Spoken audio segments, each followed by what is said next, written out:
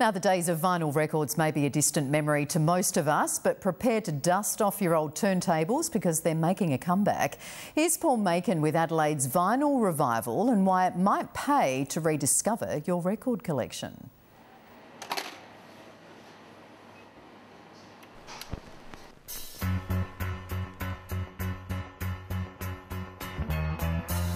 Can't beat vinyl. It's always been with me and I just love it. I couldn't be without it. Tumble out of bed and I stumble to the kitchen, pour myself a cup of ambition and yawn and stretch and try to come to life. Vinyl to me is organic. The tables have turned. They are very vintage and I guess it's coming back and everyone loves vintage. If there's anything that you want, if there's anything I can do. The great vinyl revival is underway everywhere. Being able to be with all your friends and just sitting in your room and going through vinyls together and trading vinyls and stuff like that sounds like an incredible world to me. That's a world that I'd like to be a part of. We know friends that have vinyl parties. And there's a sound reason for it. I think you get a much clearer sound with vinyl than you get a remastered on the CD. I'd probably compare this with a good red wine and an average red wine. In Wolfies' world, vinyl is king. So let it happen, let it happen.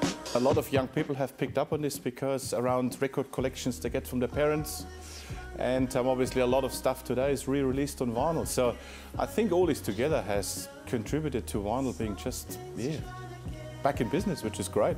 His record shop in Stirling is the centre of the vinyl universe in Adelaide.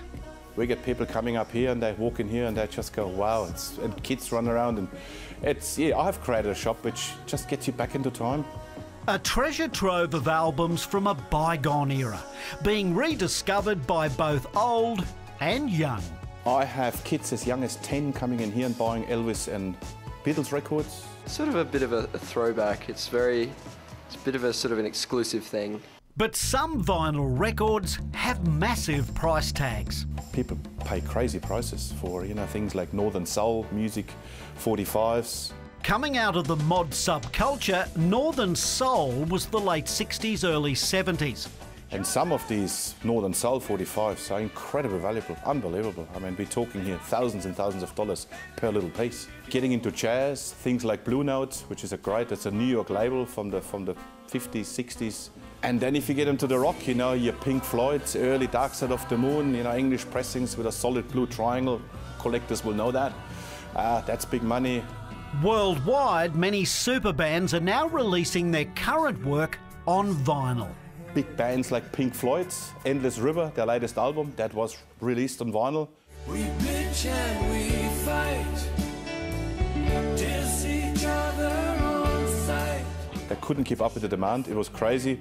And local bands are also looking to vinyl, like the Hilltop Hoods. I feel in charge, I'm begging, wearing that costly swagger. Their first EP, for example, sells as much as $1,000 today.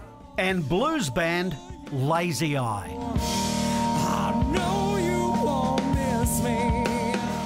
Vinyl was all about the experience. When I think of vinyl records, I think old school. I love vinyl. I love the warmth of the sound that it produces. I grew up with vinyl. A one-eyed vinyl fan, Wolfie predicts, like rock and roll, vinyl will never die. I've been collecting vinyl since I was a teenager. I always loved it.